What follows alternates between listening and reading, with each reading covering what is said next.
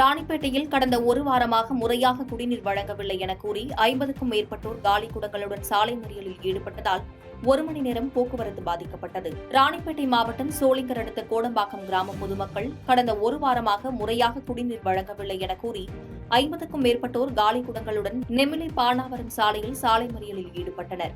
தகவல் அறிந்து வந்த நெமிலி வட்டார வளர்ச்சி அலுவலர்கள் மறியலில் ஈடுபட்ட பொதுமக்களிடையே பேச்சுவார்த்தை நடத்தினர். ஓரிரு நாட்களில் முறையாக குடிநீர் வழங்க ஏற்பாடு செய்யப்படும் என உறுதியளித்ததன் பேரில் அனைவரும் மறியலை கைவிட்டு கலைந்து சென்றனர். இதனால் அப்பகுதியில் 1 மணி நேரம் போக்குவரத்து பாதிப்பு ஏற்பட்டது.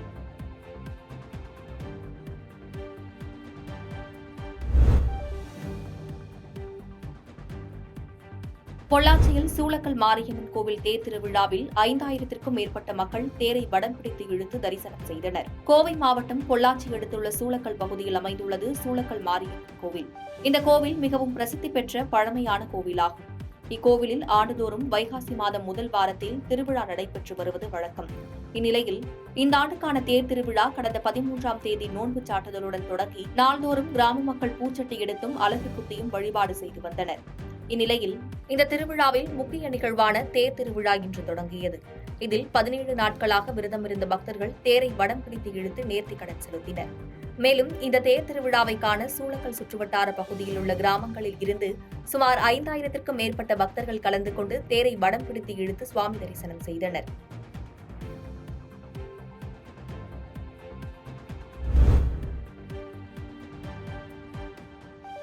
மதுரை வீரகாளியம்மன் கோவில் பங்குனி திருவிழாவில் 15,000 பக்தர்கள் பால்குடம் எடுத்தும் அலகு குத்தியும் நேர்த்திக்கடன் செலுத்தினர். மதுரை ஜெய்ஹின்புரத்தில் உள்ளது மிகவும் பழமையான ஸ்ரீ வீரகாளியம்மன் கோவில். இந்த கோவிலின் 72வது ஆண்டு வைகாசி உற்சவ விழா மே 17ஆம் தேதி கொடியேற்றத்துடன் நடைபெற்றது.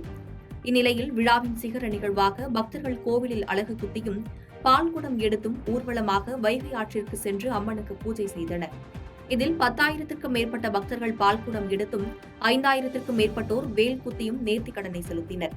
இந்நிகழ்வில் ஏராளமான காவல்துறையினர் பாதுகாப்பு பணியில் ஈடுபட்டனர்.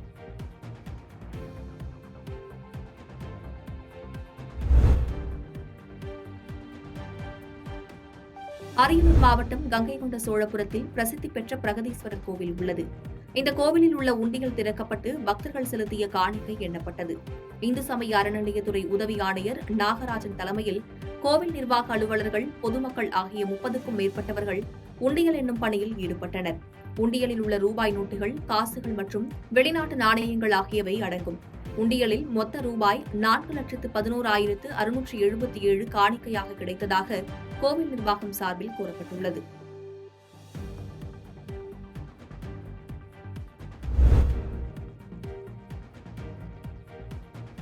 செங்கல்பட்டு மத்திய மாவட்ட பாமக சார்பில் போக்குவரத்து காவலர்கள் லஞ்சம் வாங்குவதாக புகார் அளித்தும் நடவடிக்கை எடுக்காததால் ஆர்ப்பாட்டம் நடத்தப்போவதாக அறிவித்துள்ளனர். செங்கல்பட்டு மாவட்டம் மாமல்லபுரம் அடுத்த பூஞ்சேரி பகுதியில் போக்குவரத்து காவல் ஆய்வாளர் மற்றும் உதவி ஆய்வாளர் ஆகியோர் கனரக வாகனங்களில் செல்வோரிடம் வேண்டுமென்றே அபராத தொகை வசூலிப்பதாகவும் வாகனங்களில் செல்வோரிடம் லஞ்சம் பெறுவதாகவும் வந்த குற்றச்சாட்டை அடுத்து பாமக செங்கல்பட்டு மத்திய மாவட்ட செயலாளர் காயர் ஏழுமலை தலைமையில் பாமகவினர் மாமல்லபுரம் காவல் நிலையத்தில் புகார் மனு அளித்தனர். புகாரில் ஏழை எளிய வியாபார மக்கள் பெரிதும் பாதிக்கப்படுவதாகவும் போக்குவரத்து காவல் ஆய்வாளர் மற்றும் உதவி ஆய்வாளரை பணியிடை நீக்கம் செய்ய வேண்டும் எனவும் கோரிக்கை விடுத்துள்ளனர்.